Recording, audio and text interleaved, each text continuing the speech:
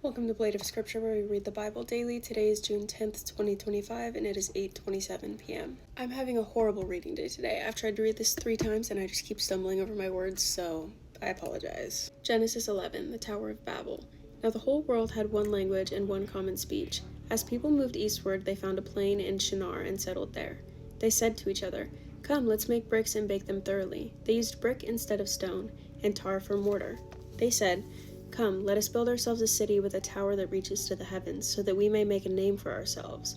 Otherwise we will be scattered over the face of the whole earth."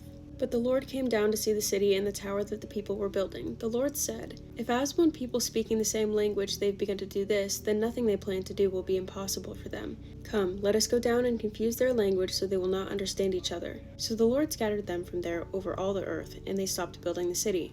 That is why it was called Babel, because there the Lord confused the language of the whole world. From there the Lord scattered them over the face of the whole earth. From Shem to Abram. This is the account of Shem's family line.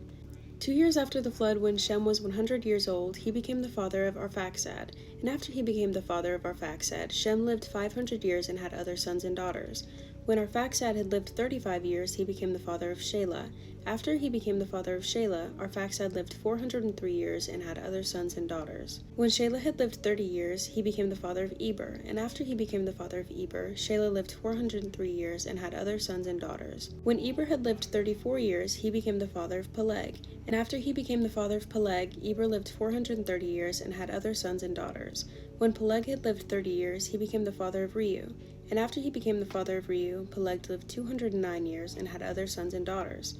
When Reu had lived 32 years, he became the father of Serug. And after he became the father of Serug, Reu lived 207 years and had other sons and daughters. When Serug had lived 30 years, he became the father of Nahor. And after he became the father of Nahor, Serug lived 200 years and had other sons and daughters. When Nahor had lived 29 years, he became the father of Terah. And after he became the father of Terah, Nahor lived 119 years and had other sons and daughters. After Terah had lived 70 years, he became the father of Abram, Nahor, and Haran. Abram's family. This is the account of Terah's family line.